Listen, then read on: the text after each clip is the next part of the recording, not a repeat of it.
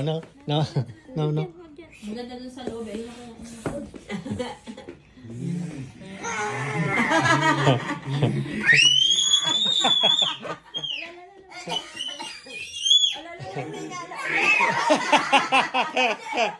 Mamamalo na lang siya.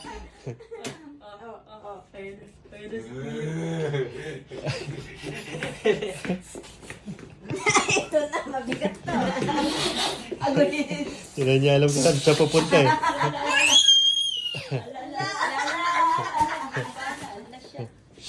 Alay, mga bagahin tita yan. Ala, ayan na si kuya.